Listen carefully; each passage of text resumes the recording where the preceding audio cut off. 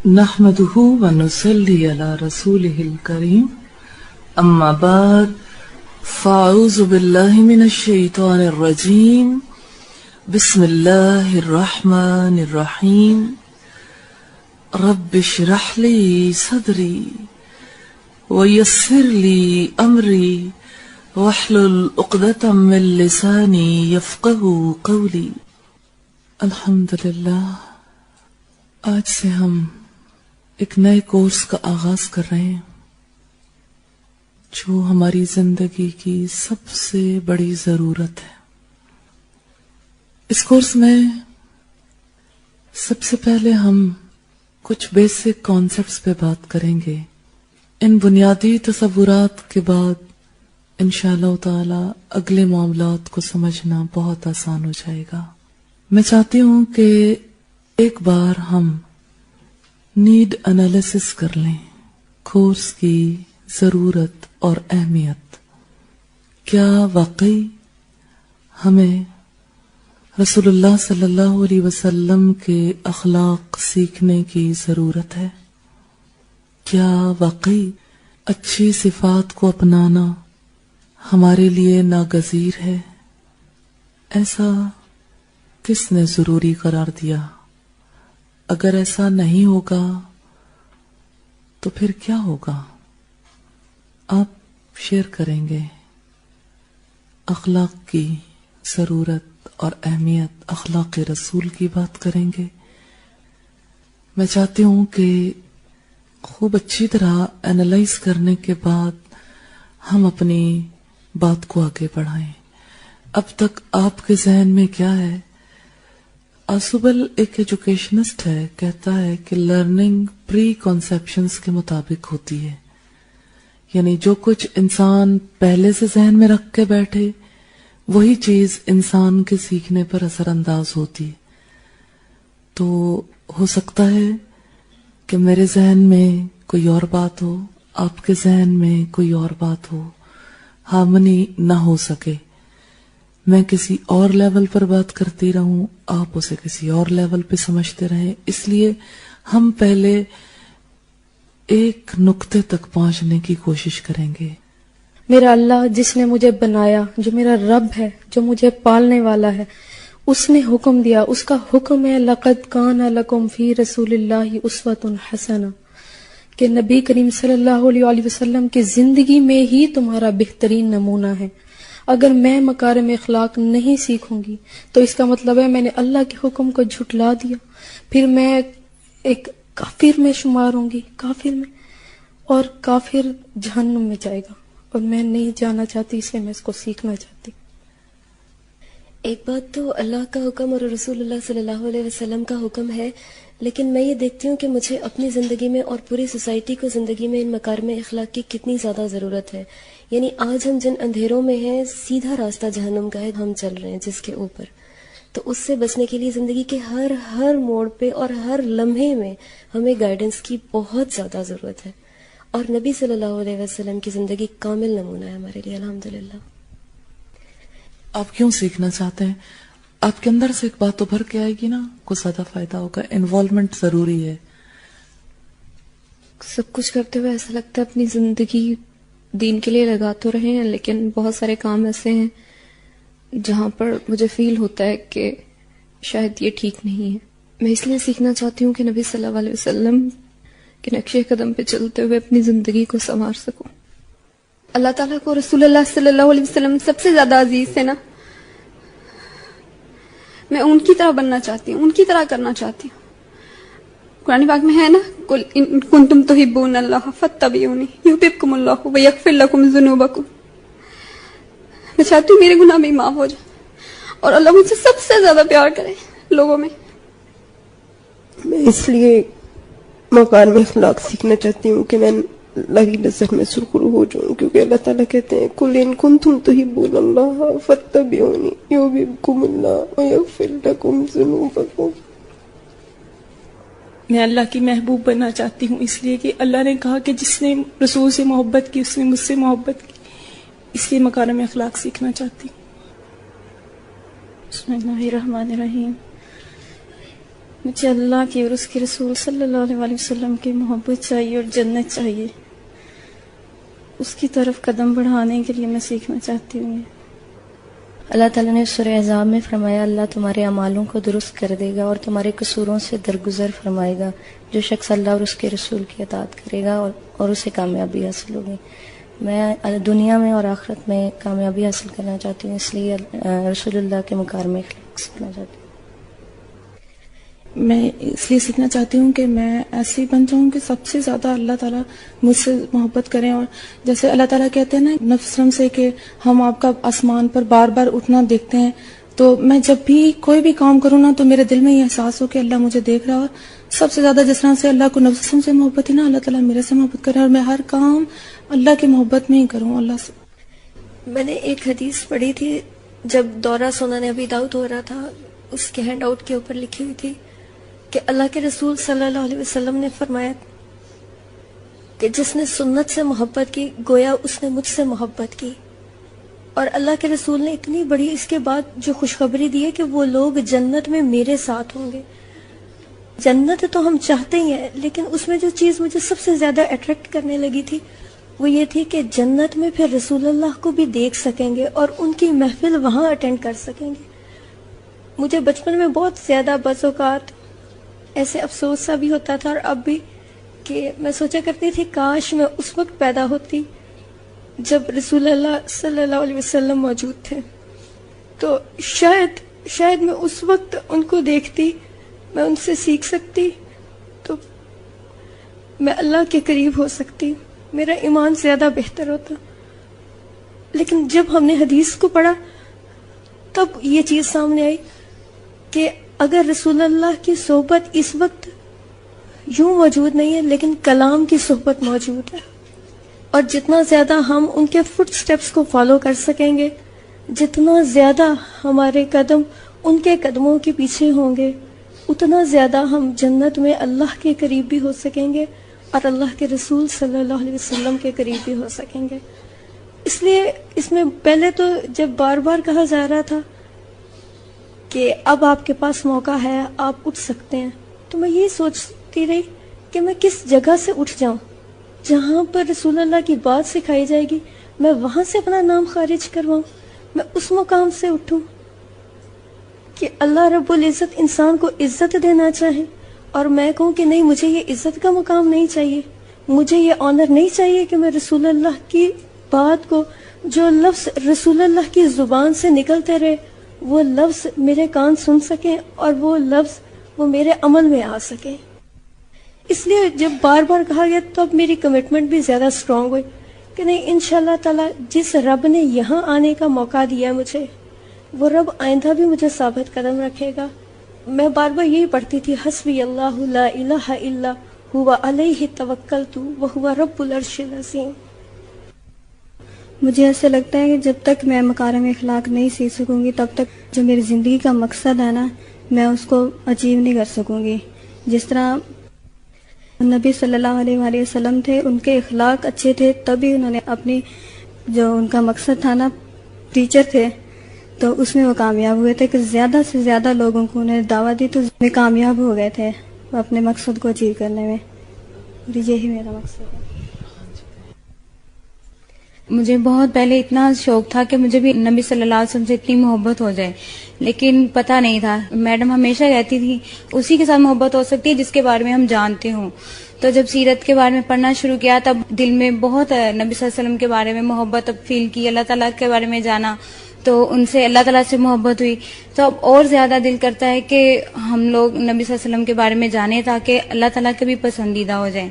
اور مجھے یہ حدیث بہت اچھی لگتی ہے، حسن اخلاق والے جنت کی بہاریں لوٹ کے لے گئے.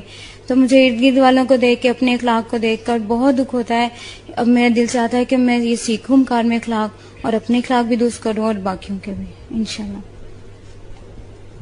پچھلے دنوں محسن انسانیت پڑھنے کا اتفاق ہوا تو مجھے بہت زیادہ فیل ہوا کہ قرآن پاک ہم نے پڑھ لیا ہے، سیکھ لیا ہے، لیکن عمل بہت کم ہے.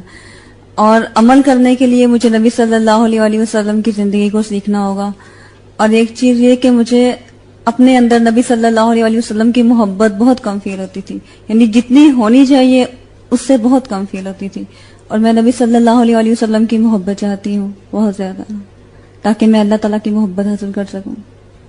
میں نبی صلی اللہ علیہ وسلم کے اخلاقیات ان کو سیکھنا چاہتی ہوں، اس لیے کہ ابھی بیٹھے میرے ذہن میں خیال آ رہا تھا کہ جب حشر کا میدان ہوگا، اللہ تعالیٰ کے سامنے کھڑی ہوں گی، تو اللہ تعالیٰ یہ بھی تو پوچھے گا کہ تمہارے پاس نبی صلی اللہ علیہ وسلم کی زندگی تھی اور اس کو تم نے کتنا لیا اور اس پر کتنا عمل کیا۔ تو الحمدللہ نیت کرنے کا اور اپنے آپ کا کمٹمنٹ ہونے کا موقع بھی ملا، بس اب چلنا ہے تو بس اللہ تعالیٰ سے دعا، اللہ تعالیٰ مجھے انگلی پکڑ کے چلنا سکھا دے اور نبی صلی اللہ علیہ وسلم کی سیرت کے مطابق۔ میں نے آج سے 2 سال پہلے تقریباً ایک خواب دیکھا تھا کہ بہت سارے لوگ اکٹھے ہوئے ہیں، اتنی بے حیائی اور اتنی گندگی ہے، اور میں اس کے درمیان اللہ علیہ وسلم آتے ہیں، تشریف لاتے ہیں، اور اتنا شور شرابہ ہوتا ہے، لیکن ایک دم سے اتنی خاموشی ہو جاتی ہے، سب ان کی طرف دیکھنے لگ جاتے ہیں نا، اور میں اتنی زیادہ خوش ہوتی ہوں، پھر وہ آگے آگے چلتی ہے اور میں ان کے پیچھے پیچھے چلنے لگ جاتی۔ جب میں النور میں آئی تو مجھے فیل ہوا کہ واقعی میں ان کے پیچھے چل پڑی ہوں، ان کی اطاعت اور ان کی پیروی کے لیے، لیکن مجھے آج صحیح معنوں میں لگ رہا ہے کہ میں ان کے پیچھے چل رہی ہوں۔ تو ایک حدیث ہے نا جس میں تھا کہ ایک شخص آئے گا، اتنی ساری نیکیاں لے کر آئے گا، لیکن کسی کا اس نے حق مارا ہوگا، کسی کو گالی دی ہوگی، کسی کی غیبت کی ہوگی۔ تو مجھے یہ ہے کہ میں دوسری عبادات تو کرتی جاؤں، لیکن جو اخلاق میرے اتنے برے ہوں اور اسی کی وجہ سے میں جنت میں نہ جا سکوں، میں جنت جانے کے لیے اخلاق سیکھنا چاہتی ہوں نبی صلی اللہ علیہ وسلم۔ پوچھنے سے، ڈسکس کرنے سے پتا چلا کہ مائنڈ کلیئر نہیں ہے۔ جہاں پر مائنڈ کی سیٹنگ ہونی چاہیے تھی نا، وہاں سیٹنگ نہیں ہے، اور اگر صحیح سیٹنگ کے ساتھ نہیں چلیں گے تو بہت تھوڑے دن فائدہ ہوگا، پھر کام ختم ہو جائے گا۔ اخلاق کی اہمیت ہم اسے فلسافیکلی نہیں دیکھیں گے۔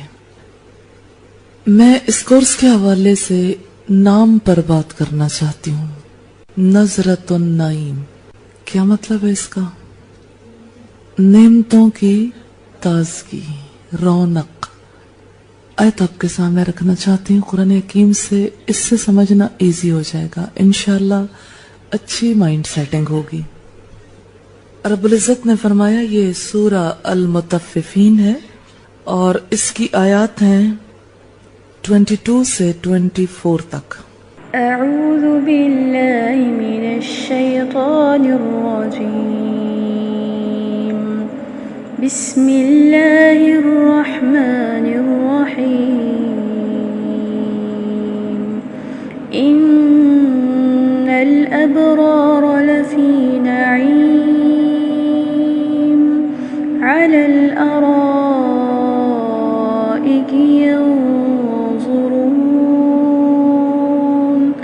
تعرف في وجوههم نضرة النعيم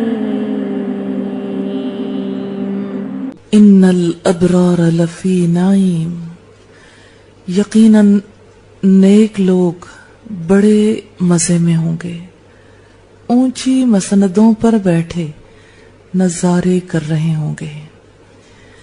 تعرف فی وجوہہم نظرۃ النعیم،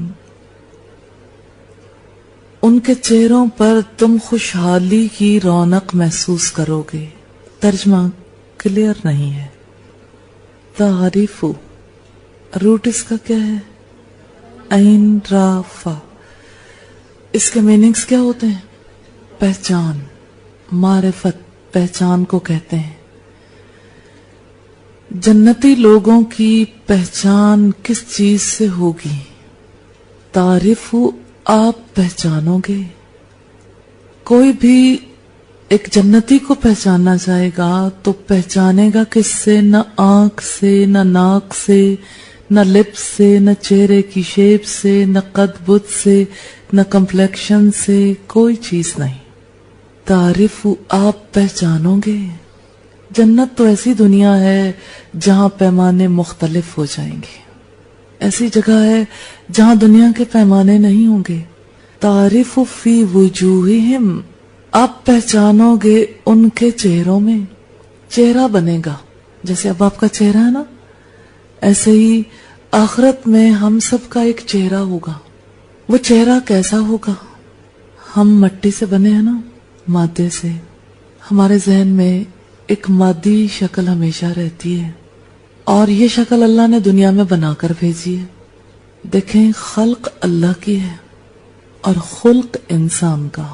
خلق کی وجہ سے دنیا ملی, خلق کی وجہ سے جنت ملے گی.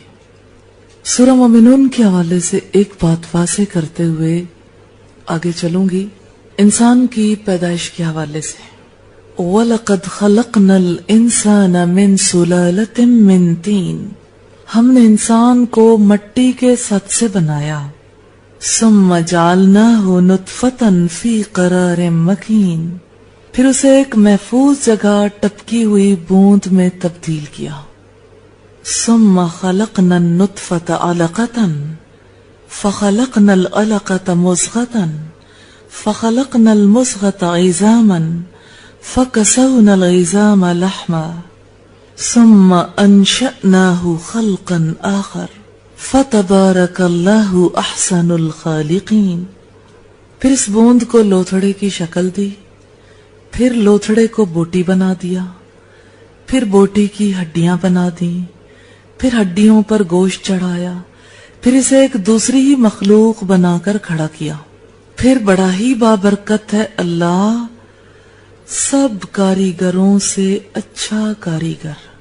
ثم انکم بعد ذالک لمیتون, پھر اس کے بعد تم کو ضرور مرنا ہے. ثم انکم یوم القیامت تبعثون, پھر قیامت کے روز یقیناً تم اٹھائے جاؤ گے. ہم خلق کی سٹیجز دیکھیں گے, پھر خلق کی سٹیجز دیکھیں گے. خلق رب کی جانب سے اور خلق انسان کی جانب سے. خلق کے لیے جو کچھ کیا رب نے اس دنیا میں رہنے کے لیے, مٹی پہلی سٹیج ہے. آیات کے نمبر نوٹ کر لیجئے گا. یہ سورہ المومنون ہے, آیت نمبر 12 سے 16 تک اس وقت میں نے آپ کے سامنے رکھی ہیں. اچھا آپ اسے یوں لکھیں گے اوپر سے نیچے فلو چارٹ کی فارم میں یوں. پھر ہم کمپیریٹیولی دیکھیں گے خلق کی بات کو, پھر مائنڈ سیٹنگ ہوگی انشاءاللہ. خلق کے لیے دیکھیے گا مٹی کے ساتھ سے, مٹی نطفہ, نطفے کے بعد علقہ, علقہ کہتے ہیں جمے ہوئے خون کو.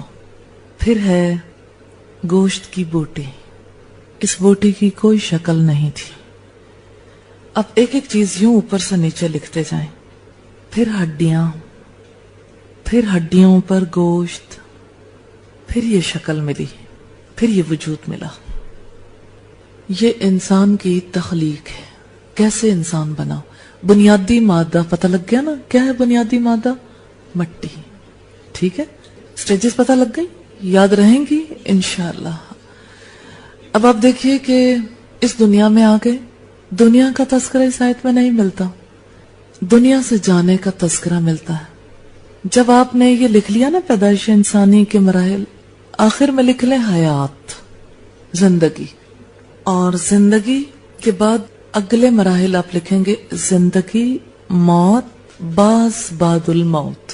ٹھیک ہے, زندگی سے قبل کی سٹیجز لکھیے نا اوپر, اس کے ساتھ ایک بریکٹ لگائیں اور سائڈ پہ لکھیں زندگی سے پہلے. ٹھیک, زندہ ہونے سے پہلے. وہ جو مٹی والا شروع کیا تھا نا آپ نے, مٹی, نطفہ, علقہ, اس کے ساتھ لکھیں زندگی سے پہلے نمبر 1, اس کی یہ سٹیجز ہیں. اس کے بعد آپ لکھیں گے نمبر 2 موت, نمبر 3 باس. ٹھیک ہے, زندگی سے پہلے, پھر زندگی 2, پھر موت 3, پھر باس بعد الموت 4 سٹیجز ہو گئی نا. ان میں سے کوئی بات ایسی ہو جس پر یقین نہ آتا ہو؟ اس بات پر یقین ہے کہ کبھی ہم نہیں تھے؟ یقین ہے؟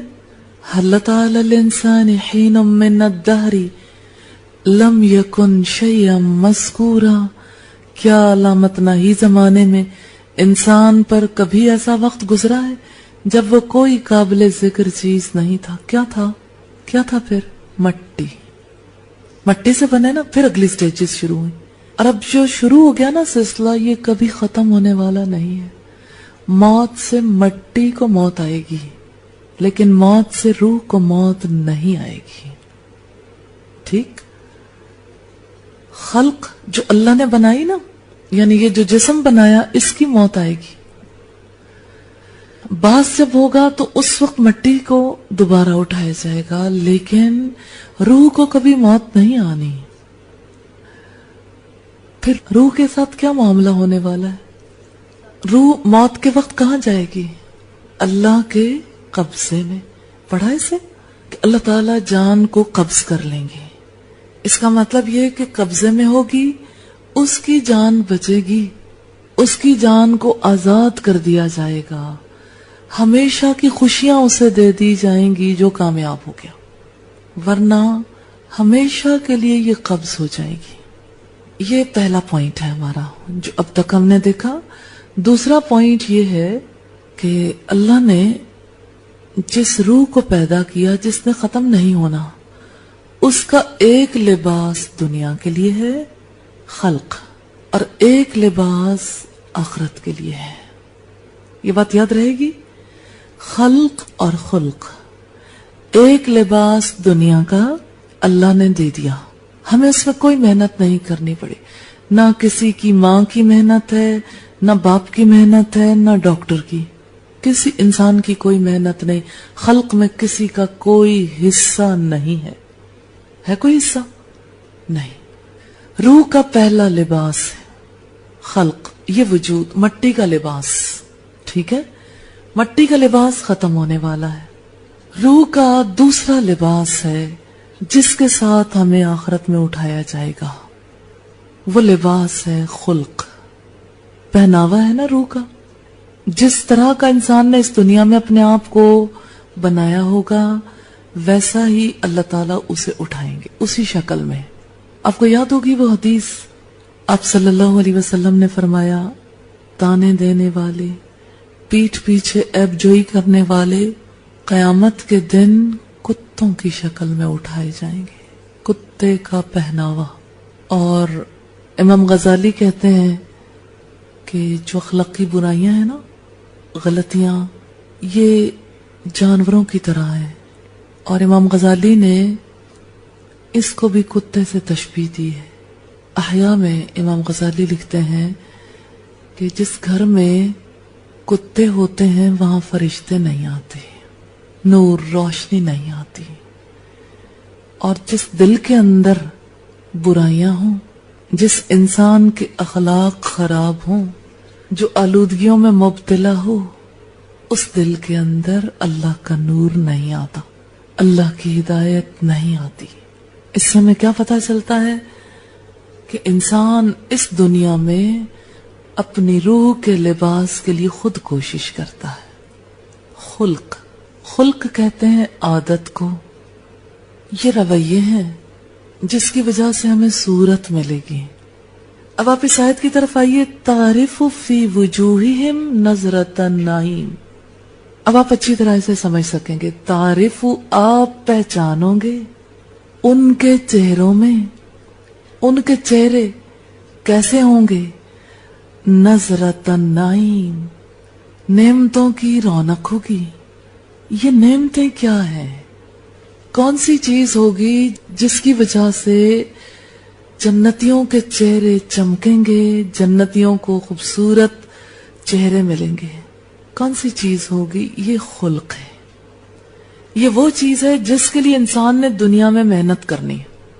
آپ جیسا چہرہ چاہتے ہیں ویسا ہی چہرہ مل جائے گا. اس چہرے کے لیے آپ کو ویسی ہی عادات اپنانی پڑیں گی. کل جو کچھ ہمیں ملنے والا ہے وہ ہمارے اخلاق، ہماری عادات، ہمارے رویوں کی وجہ سے. تو جو نظرۃ النعیم ہے نا، نعمتوں کی تازگی، اس کو ہم کہاں سے دیکھیں؟ کیسے پتا چلے کون کون سی نعمتیں ہیں؟ اس کو دیکھنا ہے رسول اللہ صلی اللہ علیہ وسلم کے اخلاق سے. اگر کوئی دیکھنا چاہتا ہے تو فی مکارم اخلاق الرسول الکریم، رسول کریم کے اخلاق میں دیکھ سکتا ہے. جو چیزیں آپ نے اپنائی، جیسی صورت آپ کی بنی، جیسی شخصیت آپ کی بنی، ویسی شخصیت بنانی ہے. دیکھیں، دنیا کی زندگی میں آپ شخصیت کے کانسیپٹ کو سمجھتے ہیں؟ شخصیت کسے کہتے ہیں؟ شخصیت، پرسنالٹی، انسان کی پہچان ہوتی ہے نا. شخص کسے کہتے ہیں؟ فرد کو.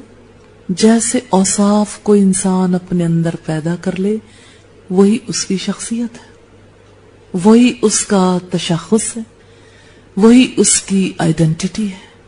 تو جنتیوں کی آئیڈینٹی ہے پہچان. آپ کے آئی ڈی کارڈ پر آپ کی کوئی پہچان ہے؟ کیا کیا پہچان ہے؟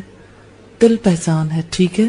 اور دائیں گال پر تل کا نشان، بائیں پاؤں پہ کٹ کا نشان. دنیا میں دیکھا نشانیاں کتنی قسم کی ہیں، ہے نا. اس کا یہ مطلب نہیں ہے کہ صرف آپ کے ساتھ ہے. اس کے علاوہ ہم پہچان ہی نہیں سکتے کسی کو. پہچان کے لیے کوئی نہ کوئی چیز دینی پڑتی، ورنہ یہ تھوڑی لکھیں گے کہ فلاں کا ناک اس طرح کا ہے، پتہ ہی نہ لگے کیسا ناک ہے، کیسے لپس ہیں. یوں نہیں پتہ لگتا. آئیڈینٹی کے لیے کوئی نہ کوئی نشان ہوتا ہے. تو مومن کی آئیڈینٹی اس کے اوصاف ہوں گے، اس کے اخلاق. ان اخلاق کی وجہ سے مومن کو شخصیت ملے گی. جنت میں اس کا چہرہ پہچانا جائے گا. تو ہم نے مکارم اخلاق کیوں سیکھنے ہیں؟ ہمیں ایک پہچان چاہیے، ہماری روح کو لباس چاہیے، ہمیں اپنا ایک چہرہ چاہیے، اس چہرے کی رونقیں چاہیے، اس چہرے کی تازگی چاہیے. تو یہ نعمتوں کی تازگی ہے، یہ اخلاق ہیں. ان کے بغیر چہرہ نہیں بنے گا. آپ کبھی ماں کے پیٹ کے اندر علقہ سے بننے والی جو بے شکل کی بوٹی ہے اس کو دیکھیں، کوئی شکل نہیں. شکل اخلاق سے بننی ہے، شخصیت اخلاق سے بننی ہے. یہ اخلاق کون سے ہیں جن سے ہماری شخصیت بنے گی؟ انشاءاللہ تعالی ہم اس پر بات کریں گے، لیکن بعد میں.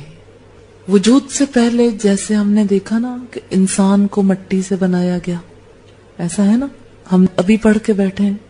ایسے ہی انسان کا جو خلق ہے نا اس کے لیے بھی کچھ بیسک میٹیریل ہے، مواد ہے جس سے اخلاق بنتا ہے. اس کے بغیر اخلاق وجود میں نہیں آ سکتا. امام غزالی کہتے ہیں اخلاق کا بیج ایمان ہے. یہ بیج نہیں بو گے تو خلق نہیں بنے گا. کبھی آپ نے دنیا میں دیکھا کوئی پھل بغیر بیج کے پیدا ہو گیا ہو، یا کوئی سبزی یا اجناس میں سے کوئی جنس بغیر بیج کے پیدا ہوئی ہو؟ کوئی چیز بغیر بیج کے پیدا ہوتی ہے؟ نہیں. خلق کے لیے بھی ایک سیڈ چاہیے. یہ سیڈ کس چیز کا ہے؟ ایمان، یقین. کچھ حقائق کو سمجھنا پڑے گا، کچھ چیزیں ذہن میں بٹھانی پڑیں گی جس کے بعد اخلاق کا معاملہ درست ہو سکتا ہے. یہ کون سے حقائق ہیں جو ہم اپنے ذہن میں بٹھائیں گے؟ اس میں سب سے پہلے ہمیں تخلیق کرنے والے کی ذات ہے، خالق. ہمارا خالق کون ہے؟ جس نے ہمیں یہ جسم کا پہناوا دیا وہ کون ہے؟ وہ کیسا ہے؟ تو وہ اللہ ہے، ایک ہے. اس جیسی صفات کسی کی نہیں. اس نے مجھے بھی پیدا کیا، ساری مخلوقات کو پیدا کیا. اس نے زمین اور آسمان کو پیدا کیا. وہ کیسا ہے؟ وہ نور ہے. اللہ نور السماوات والارض. اللہ زمین اور آسمان کا نور ہے، زمین اور آسمان کی روشنی ہے. تو ہمارا پھر تعلق کس سے ہے؟ ہم مخلوق ہیں، وہ ہمارا خالق. اور ہم کی بجائے اب ہم کیا صیغہ یوز کریں گے؟ کیا لفظ؟ میں مٹی سے بنی، میرا خالق نور ہے، میرا خالق اللہ ہے. اللہ نے مجھے اپنے ہاتھوں سے بنایا، لیکن وہ مجھے حکم دیتا ہے کہ میں اپنے اخلاق کے لیے خود کوشش کروں. ایک اللہ کو کہاں سے پہچانے؟ ایٹم سے پہچان لیں. ایٹم سے کیسے پہچانیں گے؟ اس کا سسٹم بتاتا ہے. بیچ میں ایک نیوکلیس، ارد گرد الیکٹرونز. عبادت ہو رہی ہے، ہمیں سکھایا جا رہا ہے گھومو گھومو گھومو. پھر کعبے میں دیکھ لیں کیا ہوتا ہے بیت اللہ میں. یہ ایٹم کی کہانی نہیں ہے. کعبے میں گھومو گھومو گھومو، طواف، تو اب طواف کو ایک چھوٹے سے ذرے میں دیکھ سکتے ہیں. بیت اللہ کا جب طواف ہوتا ہے نا کس طرح سے ہوتا ہے, جس کی چاہت نہ ہو وہاں پہنچ نہیں سکتا. چاہت کے بغیر اللہ قبول ہی نہیں کرتا نا. چاہت کے ساتھ وہاں پہنچتے ہیں اور دل اس گھر والے کے ساتھ اٹک جاتا ہے. اپنی ساری خامیاں, خرابیاں, اپنی غلطیاں, اپنے گناہ یاد آتے ہیں اور دل کے اندر ایک شگاف, ایک سوراخ سا ہو جاتا ہے. وہاں سے اتنا پانی نکلتا ہے, اتنا پانی جو آنکھوں سے بہتا چلا جاتا ہے. ایسے ہی آپ دیکھیں کہ دل کے اندر سے جب غلطیوں کا احساس ابھرتا ہے نا تو آنکھیں آنسو بہاتی ہیں, رونگٹے کھڑے ہو جاتے ہیں, خوف آتا ہے. یہ دل کی روشنی ہے. دل روشن ہو گیا نا, اسے پتا لگ گیا ایک ایک چیز نظر آنے لگ گئی, خرابیاں, خامیاں, سب. یہ ایک ٹوٹا ہوا دل ہے جس سے رب کا تعلق پھوٹ رہا ہے. ایٹم میں دیکھیں آپ, ایٹم کو جب توڑا گیا تو کیا نکلا؟ Light, energy. انرجی کیا ہے؟ لائٹ. اقبال کہتا ہے لہو خورشید کا ٹپکے اگر ذرے کا دل چیرے ہیں. سورج کے اندر بھی یہی کام جاری و ساری ہے. سورج میں کیا ہو رہا ہے؟ ایٹم ٹوٹ رہے ہیں, اٹامک انرجی, اس کی روشنی ہم تک پہنچتی ہے. ساری دنیا کی ایک ایک چیز پکار پکار کر کہہ رہی ہے ہمیں جس نے پیدا کیا اس نے مقصد کے ساتھ پیدا کیا, اس نے ہمیں ہمارے جینے کے لیے ایک قانون, اصول, ضابطہ دیا. ساری دنیا میں ہر چیز کے اندر اگر ہم دیکھنا چاہیں ایک رب کا تصور ملتا. سینے میں دل دیکھیں کتنے ہیں؟ ایک. قوت, پاور کا سینٹر ہمیشہ ایک ہوتا ہے. ایٹم کا نیوکلیس ایک ہے. اللہ کی ذات ایک ہے, ایک اللہ, اور سب کے اس کے ساتھ تعلقات, لیکن ہر ایک کے اپنے اپنے. تو اللہ کی ذات کے اندر کتنی صفات موجود ہیں, کتنے اس کے اختیارات ہیں. وہ ذات کامل ہے, لیکن اس ذات کے ساتھ تعلق کی وجہ سے دل روشن ہوتا ہے. جیسے دیے سے دیا جلتا ہے نا, تو اللہ کی روشنی کی وجہ سے انسان کا دل روشن ہوتا ہے. یہ انسان کا اپنے رب سے تعلق ہے. اور پھر انسان کو دیکھیں آپ پہلی بات لکھیں گے یہ جو بیسک کانسیپٹس ہیں, اس کی ہیڈنگ یہی دے لیں, اللہ خالق ہے ہر چیز کا. دوسری چیز آپ لکھیں گے انسان, اللہ نے پیدا کیا, نہیں تھا, اب ہے, نہیں رہے گا, پھر ہوگا. 4 باتیں. کیف تکفرون باللہ, کیسے تم اللہ کا انکار کرتے ہو؟ تم تو مردہ تھے, پھر تمہیں زندہ کیا, پھر تم مر جاؤ گے, پھر دوبارہ زندہ کرے گا. یہ انسان کی پوری لائف کی کہانی ہے. انسان کو اللہ نے پیدا کیا, اسے اختیار دے دیا.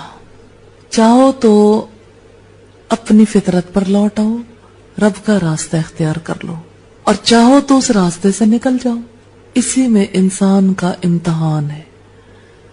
اب دیکھیں جیسے ابھی ہم پہلے بات کر رہے تھے نا کہ اللہ نے جب ہمیں مٹی سے بنایا نا, اسے کسی کی ہیلپ کی ضرورت نہیں تھی, شکل بنی بنائی مل گئی. اب ہم نے اپنے ایمان کے ساتھ یہ کوشش کرنی ہے کہ ہم اپنی مانوی شکل بنا لیں. وہ شکل, وہ حیت, وہ چہرہ جو جنت میں ہمیں ملنے والا ہے, جنت میں جس کے ساتھ ہمیں بسایا جائے گا. ہماری وہ شخصیت ہے جو رسول اللہ صلی اللہ علیہ وسلم کی شخصیت کے پیمانے میں ڈھلنی چاہیے. اس کے بغیر جنت نہیں ملے گی, غیر ممکن ہے. اپنی مرضی کر لیں, امتحان ہے, کر سکتا ہے انسان. خواہش کے پیچھے بھاگ لیں, بھاگ سکتے ہیں, امتحان ہے انسان کا. اور ایک انسان چاہے تو رب کے پیچھے بھاگ لے. کہانی بس اتنی ہی ہے, اللہ کے پاس سے انسان آیا ہے اور اللہ کے پاس جانا ہے. جب آیا تھا صحیح شکل لے کے آیا, جب جانا ہے تو خلق لے کر جانا ہے. اس خلق کے لیے امتحان ہے, ان عادات کو اپنانے میں امتحان ہے. اللہ تعالیٰ کہتے ہیں نا خلق الموت والحیات लियब्लुवकुम अय्युकुम अहसनु अमला, मौत और जिंदगी को बनाया, खलक पैदा किया। एक जिंदगी की तख्लीक है, एक मौत की भी तख्लीक है। अल्लाह ने मौत को भी पैदा किया है, मौत और जिंदगी को बनाया। लियब्लुवकुम, ताकि तुम्हें आजमाए, इब्तिला इम्तिहान, इम्तिहान में मुब्तला कर दे। अय्युकुम अहसनु अमला, अय्युकुम तुम सब में से कौन है, अहसनु बहुत अच्छा है, बड़े हसीन है, अमला अमल अच्छे अमल करने वाला कौन है। यह है इंसान का इम्तिहान। तो इंसान ने इस दुनिया में क्या करना है, इम्तिहान में कामयाबी हासिल करनी। टेस्ट है, टेस्टिंग फेज में है। अब आप देखें कि बैरूनी ढांचा बना हुआ हो ना, ढांचे के अंदर अगर उसकी असल रूह मौजूद नहीं है तो ढांचा काम नहीं आता। एक बच्चा, पूरी शक्ल सूरत वाला बच्चा मां के पेट से जन्म लेता है, उसका जिस्म कामिल है लेकिन उसके अंदर रूह नहीं है। फिर उसका क्या करते हैं, वो क्या रह गया, बच्चा क्या रह गया, मट्टी। फिर उसको मट्टी के हवाले कर देते हैं। ऐसे ही इंसान है, वक्त तो मिला हुआ है जिंदगी का। अगर अपने आप को हमने जन्नत के काबिल न बनाया, मट्टी में जाने के बाद जब उठाए जाएंगे तो फिर अपनी आदत, अपने रवैयों की वजह से आग के हवाले कर दिए जाएंगे। इस आग से बचने में इम्तिहान है।